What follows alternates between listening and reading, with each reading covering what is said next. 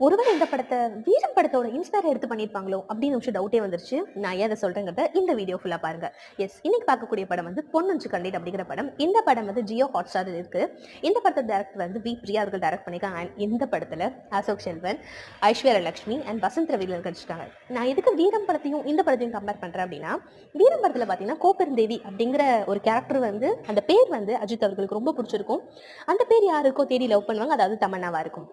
அதே மாதிரி கான்ட்ராஸ்ட் இந்த படத்துக்கு வந்தீங்க அப்படின்னா, இவங்க 2 பேருக்கும், இந்த வசந்த் ரவிக்கும் அசோக் செல்வனுக்கும் மியூச்சுவலா சுந்தரி அப்படிங்கிற பேரை பிடிக்கும். ஸ்கூல் டைம்ஸ்ல சுந்தரிங்கிற ஒரு சின்ன பொண்ணு வருவா, அவன் மேல ஒரு கிரேஸ் இருக்கும். அதே மாதிரி ஒரு காலகட்டத்துக்கு அப்புறம் சுந்தரிங்கிற பேரோட ஐஸ்வர்யா லட்சுமி இன்ட்ரடியூஸ் ஆகிறாங்க. அவங்களுக்கு ரொம்ப பிடிச்சிரும். இந்த 2 பேருக்கும் ஐஸ்வர்யா லட்சுமி மேல லவ் இருந்துச்சா இல்லையா அப்படிங்கிறதா இந்த படத்துல முழு கதை. ஆக மொத்தத்துல மாப்பிள்ளை சுப்ரதான் தாலி கட்டு வரா அப்படிங்கிற மாதிரி ஆயிடுச்சு. இந்த படம் பேட் தான். ஓகே, அப்படி உங்களுக்கு பொழுது போலனா அந்த படம் பார்க்கலாம், அப்படிதான் சஜஸ்ட்